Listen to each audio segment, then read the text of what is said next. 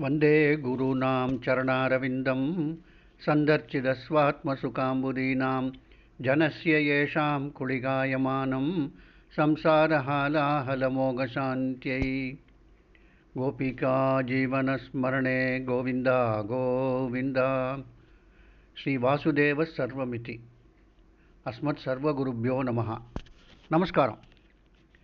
அங்கே சௌனகர் கேட்குறார் சூதர் முனிவர்கிட்ட, கத்ரு மூலமாக நாகங்கள்லாம் சாபம் அடைந்தது, தன்னுடைய புதல்வர்கள் மூலமாக வினதாவுடைய சாபம், இவற்றையெல்லாம் நாங்கள் தெரிந்து கொண்டோம். இப்போ வினதாவினுடைய புதல்வர்களுடைய பெயர்களை சொன்னீர்கள், இப்போ சர்ப்பங்களில் முக்கியமானவற்றினுடைய பெயரையும் சொல்ல வேண்டுகிறேன் என்று கேட்குறார். சூதர் சொல்கிறார், முனிவரே, உங்களுடைய விருப்பப்படி முக்கியமான நாகங்களின் பெயரை மட்டும் நான் சொல்லுகின்றேன், கேட்டுக்கொள்ளுங்கள். நாகங்களில் முதலாக தோன்றியவர் சேஷநாகர்.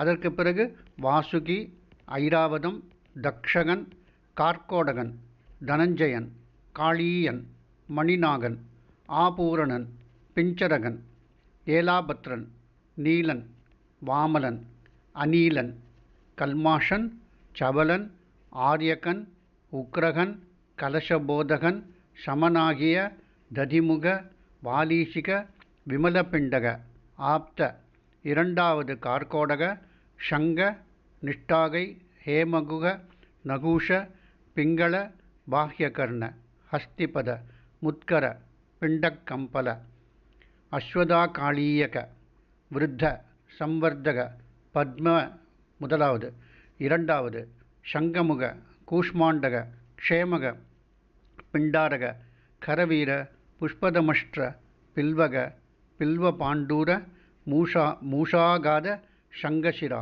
பூர்ணபத்ர, ஹரித்ரக, அபராஜித, ஜோதிக, ஸ்ரீவக, கௌவைர, ஹஸ்திபிண்ட, பிடரக, சுமுக, கவுனபாஷன, குடனா, குஞ்சர, பிரபாகர, குமுத, குமுதாக்ஷ, தித்திரி, ஹல்கி, கோதனம், இவையெல்லாம் உண்டான அந்நாகங்கள். இந்த நாகங்களுடைய எண்ணிக்கை ஏராளமாக இருக்கிறது. ஆகையால் முக்கியமான சில நாகங்களுடைய பெயர்கள் மட்டும் இங்கு சொல்லப்பட்டது. இந்த நாகங்களுடைய வாரிசுகளும் ஏராளமாக இருக்கின்றது. தொடர்ந்து சௌனகர் கேட்கிறார், நாகங்களின் பெயர்களெல்லாம் அறிந்தோம், கத்ருவனுடைய சாபம் தெரிந்ததுடன் அதிலிருந்து விடுபடுவதற்கு இந்த நாகங்கள் என்ன செய்தன என்று சொல்லுங்கள் என்று கேட்கிறார். ஏன்னா கத்ரு தன்னுடைய குழந்தை நாகங்கள் தனக்கு உதவி புரியவில்லை என்றுடன் அவளுக்கு சாபமிட்டதை நாம் மேலே முன்னாடி பார்த்தோம். இப்போ சூதர் தொடர்ந்து சொல்கிறார், சௌனகரே, அந்த நாகங்களில் சிறந்த சேஷநாகர் கத்ருவை விட்டு வாயுவை மட்டுமே உண்டு, அதாவது வாயுவை மட்டுமே உட்கொண்டு புலநடக்கத்தோடு தவம் செய்தார். முதலில் பத்ரிகாச்சலத்தில், பிறகு கோகர்ணம், புஷ்கரம், அப்புறம் இமயத்தினுடைய தடவரை மற்றும் பல புண்ணிய தீர்த்தங்கள், தேவாலயங்கள் எல்லா இடத்திற்கும் சென்று ஏகாந்த வாசம் செய்ய ஆரம்பித்தார் சேஷநாகர். சேஷருடைய கடுமையான தவத்தினால் சரீரத்தில் மாமிசம், தோள்கள், நாடிகள் எல்லாம் வற்றிவிட்டது. தலையில் ஜடாமுடம் தரித்தார், மரவுரி அணிந்து கொண்டார். தைரியத்தோடு அவர் தவத்திலே ஈடுபட்டிருப்பதை பார்த்தார் பிரம்மா. நீ என்ன செய்கிறாய்? மக்களுக்கு நன்மை செய். உன்னுடைய கடுமையான தவத்தால் மக்கள் தாமம் அடைகின்றார்கள், மக்களுக்கு கஷ்டமாக இருக்கிறது. உன்னுடைய விருப்பத்தை என்னிடம் சொல் கேட்கிறார். சேஷன் சொல்கிறார், என்னுடைய சகோதர நாகங்கள் மந்த புத்தியனர், நான் அவர்களோடு இருக்க விருப்பப்படவில்லை. இதை நீங்கள் ஆமோதியுங்கள். அவர்கள் எப்போதும் பரஸ்பரம் குற்றம் சாட்டுவதிலேயே மனம் செலுத்து போய் நான் அவர்களை காண விரும்பாமல் தவம் புரிகிறேன். அவர்கள் வினதாவிடமும் அவரது புதல்வர்களிடமும் அசூயைப்படுகின்றார்கள். அவர்களுடைய நலனை அவர்கள் சகிக்கவில்லை. வானத்திலே சஞ்சரிக்கும் கருடனும் எங்கள் சகோதரன்தானே, அவரிடமும் துவேஷம் கொள்ளுகிறார்கள். கஷ்யபரின் வரத்தால் கருடனும் மகாபலசாலியானவர். ஆதலால் மரணத்திற்கு பிறகு கூட இந்த துஷ்டர்களுடைய சங்கம், அதாவது தன்னுடைய சொந்த சகோதரருடைய சங்கம் வேண்டாம் என்பதால் தவம் செய்து என்னுடைய உடலை தியாகம் செய்ய தீர்மானித்து விட்டேன் என்று சொன்ன உடனே பிரம்மா அதை கேட்டார். எனக்கும் அது தெரியும், நானும் அதை அறிவேன். தாயுடைய குற்றத்தினால் உன்னுடைய சகோதரர்களுக்கு பயம் ஏற்பட்டிருக்கிறது. இதற்கு நான் ஏற்கனவே பரிகாரத்தை ஏற்படுத்தி வைத்துள்ளேன். ஆகவே நீ அவர்கள் அனைவருக்காகவும் துயரப்படாதே. உனக்கு விருப்பமான வரத்தை கேட்டுக்கொள். உன்னிடம் எனக்கு மிகுந்த அன்பு உண்டு. உனக்கு இன்று நிச்சயம் வரமளிப்பேன். உன் அறிவு தர்மத்தில் நாட்டம் கொண்டது உன்னுடைய பாக்கியமாகும். மேலும் அதில் ஈடுபட நான் ஆசி சொல்லுகின்றேன் என்று சொன்ன உடனே சேஷநாகர், தேவா, என்னுடைய அறிவு எப்பொழுதும் தர்மத்திலும் மன அடக்கத்திலும் தவத்திலும் ஈடுபட்டிருக்க வேண்டும். அதுவே எனக்கு பிரியமான வரமாகும். சரி, உன்னுடைய தர்மம் மன அடக்கம் ஆகியவற்றில் நான் மகிழ்ச்சி அடைகிறேன். மக்களின் நன்மைக்காக நான் கூறுவதை கேள். மலை, காடு, நகரம், கிராமம் மற்றும் கடலோடு கூடிய பூமி அடிக்கடி அசைகிறது. இது அசையாது இருக்கும் வண்ணம் இதை நீ உன் தலைமேல் தரித்து கொண்டிருப்பாயாக என்று சொன்ன உடனே சேஷன் சொல்கிறார், பிரஜாபதியே, தேவரையும் மக்களையும் காப்பவரும் உலகனைத்துக்கும் தலைவருமான தங்களுடைய ஆணையின்படி நான் இதை சிறிதும் அசையாதவாறு என் தலையில் தரிக்கின்றேன். தாங்களே இதை என் தலை மீது வைத்து விடுங்கள் என்று கேட்டவுடனே பிரம்மா சொல்கிறார், நாகராஜா, இந்த புவியின் கீழே நீ செல். அங்கே நீ செல்வதற்கு அந்த பூமியானது தானே வழிவிடும். இதை தரித்தவுடன் நீ எனக்கு, அதாவது இதை உன் தலையில் மேல் நீ தரித்து கொண்டவுடன் நீ எனக்கு மிகவும் பிரியமான காரியத்தை செய்தவனாக ஆவாய். அப்போ வாசுகியின் அண்ணன் இந்த நாகராஜ சேஷன் பிரம்மாவுடைய ஆணையை தலைமேல் தாங்கிக் கொண்டார்.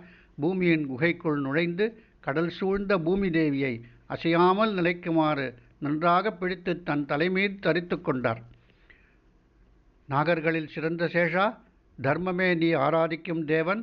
உன் எண்ணற்ற படங்களால் தனியாகவே புவியை பிடித்து என்னை அல்லது இந்திரனைப் போல் நீ தரித்து கொண்டிருக்கிறாய் என்று பிரம்மா சொன்ன உடனே அந்த கதையெல்லாம் சூதர் சொல்லிட்டு மறுபடியும் சொல்கிறார். சூதர் சொல்கிறார், இப்போது இவ்வாறு பிரம்மாவினுடைய ஆணைப்படி அனந்தன் உலகம் முழுவதையும் தரித்தான்.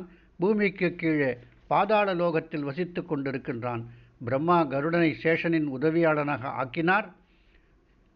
அனந்தன் சென்றுவிட்ட பிறகு நாகங்கள் தேவர்கள் இந்திரனுக்கு தேவராஜ பதவியில் அபிஷேகம் செய்வதைப் போல பலமிகுந்த வாசுகியை நாகராஜ பதவியில் அபிஷேகம் செய்வித்தார்கள். இப்போ வாசுகி யோசிக்கிறார், தாயினுடைய சாபத்தை எண்ணிக்கொண்டிருக்கிறார். அதிலிருந்து எப்படி தப்புவது, அந்த சாபத்திலிருந்து தாம் எப்படி தப்புவது என்று வாசுகி நாகங்களின் சார்பாக யோசிக்கிறார். ஐராவதம் போன்ற நாகர்களோடு கலந்து ஆலோசிக்கிறார். நாம் அனைவரும் தாயின் சாபத்தை அறிவோம். அதனால் அதிலிருந்து விடுபட முயற்சிக்க வேண்டும். மற்ற சாபங்களுக்கு பதில் உண்டு, தாயின் சாபத்திற்கு பதில் கிடையாது. அதிலும் சத்தியஸ்வரூபமான பிரம்மாவிற்கு எதிரில் சாபமிட்டிருக்கிறார். அவர் அதை தடுக்கவில்லை. ஆகவே அது கவலை அளிக்கிறது. அதனால் நமது அழிவிற்கான காலம் வந்துவிட்டதாக தெரிகிறது. எனவே அதிலிருந்து நாம் தப்பி நலத்தோடு வாழும் உபாயம் தேட வேண்டும். நாம் திறமுடையவர்கள், காலத்தை வீணாக கழிக்கலாகாது. நாம் இணைந்து ஒற்றுமையாக இருந்து முற்காலத்தில் தேவர்கள் அக்னியை மலைக்குகையில் கண்டது போல உபாயத்தை கண்டுபிடிப்போம். ஜனமேஜயனின் சர்பயாகம் நிறைவேறாமல் தடுக்கப்படும் உபாயத்தை தேடுவோம். சொன்ன உடனே நீதியை நிர்ணயிக்கிறதில் அந்த நாகங்கள்லாம் தேர்ந்தவர்கள். அவர்கள் அதை அந்த வாசுகி சொன்ன யோசனையை ஏற்றுக்கொண்டார்கள். சிலர் நாம் அந்தன வேஷம், பிராமண வேஷம் தரித்து ஜனமேஜயரிடம் சென்று இந்த யாகத்தை நிறுத்து என்று கேட்கலாம் என்று சொன்னார்கள். மற்றொரு நாகம், நாம் ஜனமேஜயனுக்கு மந்திரியாகி அவன் யாகம் பற்றி ஆலோசனை கேட்கும்போது மறுத்துவிடலாம் சொல்கிறார்கள். இந்த யாகத்தால் இகபரலோகங்களில் பயங்கரமான குற்றங்கள் விளையும் என்று நாம் அவனுக்கு சொல்லலாம் மந்திரியாக இருந்து. அல்லது யாகத்தை விதிகளை அறிந்தவனும் அரசனுக்கு நன்மை புரிபவனுமான யாகத்தினுடைய ஆச்சாரியனை நாம் தீண்டிவிடலாம். ஆச்சாரியன் இறந்துவிட்ட பிறகு யாகம் தானாக நின்றுவிடும். அத்தோடு ஆச்சாரியனோடு சர்பயாக விதிமுறையை அறிந்து யாகத்தில் ரித்விஜர்களாக போவர்கள் யார் யார் இருக்கிறார்களோ அவர்களை எல்லாம் நாம் தீண்டிவிடலாம். நம் காரியம் நிறைவேறும் என்றும் யாகங்கள் யோசனை சொல்லித்து. தர்மாத்மாவான சில நாகங்கள், நீ முட்டாள்தனமாக யோசிக்கிறாய். பிரம்மஹத்யா நல்லதல்ல. ஆபத்து காலத்தில் தர்மத்தின் அனுகூலமான உபாயமே அமைதி அளிக்கும். ஆபத்திலிருந்து தப்புவதற்காக மேன்மேலும் அதர்மம் செய்வது உலக அனைத்துடைய அழிவிற்கு காரணமாக ஆகிவிடும் என்று சொன்னன. அந்த தர்மாத்மாவாக இருக்கின்ற நாகங்கள் அவ்வாறு சொல்லிட்டு, வேறு சில சர்ப்பங்கள் எல்லாம் யாகத்தீ எரியும் போது நாம் மேகமாகி மழை பொழிவித்து அதை அணைத்து விடலாமே என்று சொல்லித்து.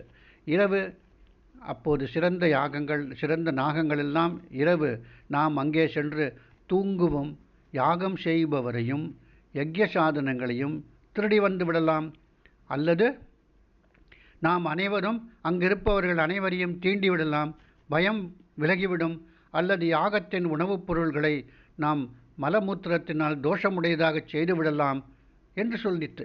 இன்னும் சில நாகங்கள் நாம் மன்னனிடம் சென்று நாங்கள் விரும்பும் தட்சிணையை அளிக்காவிடில் யாகத்தில் இடையூறு செய்வோம் என்று கூறினால் மன்னர் நம் விருப்பப்படி நடப்பார் என்று இவ்வாறெல்லாம் பலவிதமான யோஜனைகள் சொல்லப்படுகின்றன. அத்தோடு வேறு பல நாகங்கள் எல்லாம் மன்னன் ஜலக்கிரீடை செய்யும்போது அவனை நாம் அங்கிருந்து நம் வீட்டிற்கு இழுத்து வருவோம், கட்டி வைப்போம், அதனால் யாகம் நடக்காது என்று சொல்லுகின்றார்கள். தங்களை புத்திசாலிகளாக கருதும் வேறு சில நாகங்கள் எல்லாவற்றையும் விட நாம் ஜனமேஜயனை தீண்டிவிட்டால் நம் காரியம் நிறைவேறிவிடும், நமது அனர்த்தத்திற்கு காரணமான வேறாக இருக்கின்ற அந்த காரணத்து, அதாவது இவர்களுடைய முடிவிற்கு காரணமாக இருக்கப் போகும், அதைத்தான் அனர்த்தம் என்று சொல்லுகிறார்கள். அந்த நம்முடைய அனர்த்தத்துக்கு வேறாக இருக்கின்ற அந்த ஜனமேஜயனை ஒழிப்பதே சரி, எனவே நீங்கள் சரியானதை சொல்ல வேண்டும் என்று சொல்லித்து. வாசுகி இவை அனைத்தையும் கேட்டார். கேட்டுவிட்டு நன்கு யோசித்து, நீங்கள் யோசிப்பது நடைமுறைக்கு ஒவ்வாது, நான் இப்போது சொல்லப்போவது உங்களுக்கு பிடிக்குமா என்று தெரியாது, எனவே மகாத்மாவான கஷ்யபரை மகிழ்விப்பதே நமக்கு நன்மை என்று தெரிகிறது. நம் இனத்தின் நன்மையை கருத்தில் வைத்துக்கொண்டு நீங்கள் கூறுவது எதையும் செய்வது சரியாக ஆகாது என்று நான் நினைக்கின்றேன். நமக்கு உண்மையில் நன்மை உண்டாக வேண்டும் என்று கவலைப்படுகின்றேன். உங்களை விட நம்முடைய நன்மை தீமை குணம் குறை பற்றிய முழு பொறுப்பும் என் மீது இருக்கின்றது வாசுகி சொல்லுகின்றார். அந்த சமயத்தில் எலாபத்ரன் என்கின்ற நாகம், சகோதரர்களே, இந்த யாகம் நடக்காமல் இருப்பதோ, நமக்கு பயத்தை தருகின்ற ஜனமேஜயனுக்கு ஏதேனும் தீங்கு நேருவதோ நடக்காத செயல். தெய்வத்தால் தீங்கு நேருபவன் தெய்வத்தையே சரணடைய வேண்டும், அங்கு வேறு யாரும் ஆதரவு அளிக்க முடியாது. நமக்கு ஆபத்து தெய்வத்தால் நேர்ந்தது, அதையே நாம் சரணடைவோம். தாயார் நமக்கு சாபமிடும்போது நான் பயந்து தாயின் மடியில் ஏறிக்கொண்டேன். படம் உடைய நாகங்களே, அதே சமயம் துயரமடைந்து பிரம்மாவிடம் வந்திருந்த தேவர்களின் ஐயகோ பெண்கள் மிகவும் கடுமையானவர்கள் என்ற குரல் கூட கேட்டது. அப்போது தேவர்கள் என்ன சொன்னார்கள் என்றால், தேவதேவா, இந்த கொடிய இயல்பு கொண்ட கத்ருவை விட வேறு எந்த பெண் தன்னுடைய புதல்வர்களை சபிக்க முடியும்? அதுவும் உங்களுக்கு முன்னால். தாங்களும் அவளை தடுக்காமல் ஆமோதித்தீர்களே, இதன் காரணத்தை நாங்கள் அறிய விரும்புகின்றோம் என்று தேவர்கள் கேட்டார்கள். அதற்கு பிரம்மா சொன்னார், தற்சமயம் பயங்கர உருவமும் விஷமும் கொண்ட நாகங்கள் அதிகமாகிவிட்டன, எனவே மக்களின் நன்மைக்காகவே நான் அவளை தடுக்கவில்லை. ஜனமேஜயனின் யாகத்தில் மக்களை தீண்டிக் கொண்டிருக்கும் பாவ நாகங்களே அழியும், தர்மாத்மாவானவை அழியாது. அந்த சமயம் வரும்போது நாகளின் பயம் விலகிப் போகும். காரணத்தை கேளுங்கள். யாயாவர குலத்தில் ஜரத்காரு என்கின்ற தேஜஸ்வி முனிவர் தோன்றப் போகிறார். அவர் மன இந்திரியங்களை அடக்கி தவம் செய்பவர். அவருடைய புதல்வன் ஆஸ்தீகனே யாகத்தை நிறுத்துவான். அதன் மூலம் தர்மாத்மாவான நாகங்கள் பிழைத்துவிடும். அப்போது தேவர்கள் கேட்கிறார், அவர் ஜரத்காரு என்ற பெயரால் பிரசித்தராவார். அதே பெயருடைய பெண்ணை மனைவியாக அடைந்து சக்தி மிகுந்த புதல்வனை பெறுவார். சர்பராஜன் வாசுகியின் தங்கையின் பேர் ஜரத்காரு. எனவே அவளது கர்ப்பத்தில் தோன்றுபவனே நாகங்களை விடுவிப்பான். இது பிரம்மா சொல்லி தேவர்கள் கேட்டது. அப்போது தொடர்ந்து எலாபத்ரன் சொல்கிறான், இதை கேட்ட தேவர்களும் அவ்வாறு ஆகட்டும் என்று சொன்னார்கள். பிரம்மா தன்னுடைய லோகம் சென்று விட்டார்.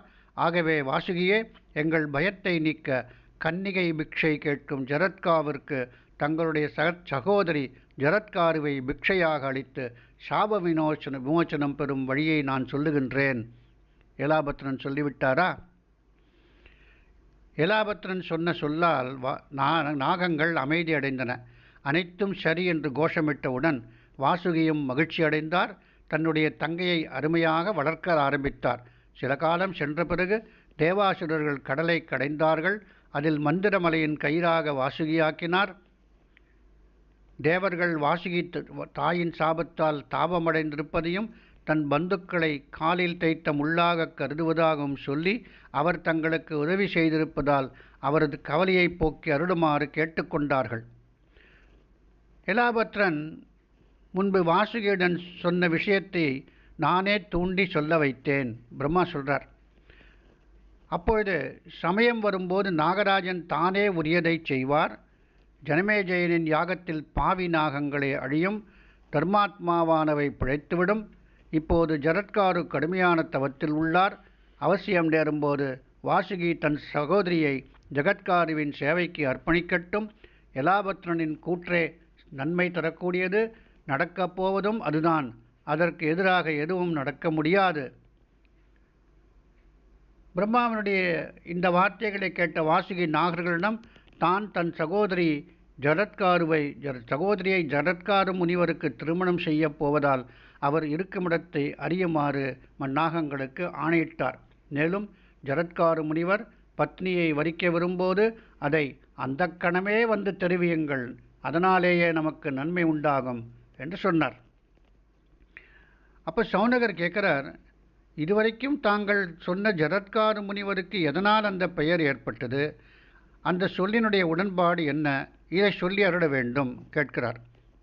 சூதர் சொல்கிறார், முனிவரே, ஜரா என்றால் க்ஷயம், காரு என்பது பயங்கரத்தை குறிக்கக்கூடியது. முதலில் அவருடைய உடல் புஷ்டியாக இருந்தது. அப்போது அவர் தீவிர தவத்தினால் அந்த உடலை க்ஷீணமாக்கிட்டார். இதனால் அந்த பெயர் அவருக்கு ஏற்பட்டது. வாசுகி சகோதரனுடைய விஷயம் இதுவேதான் என்று சொன்ன உடனே சௌனகர் பெருசாக சிரித்து, சரி சரி, நீங்கள் சொல்லுவது சரிதான் என்று சொன்னார்.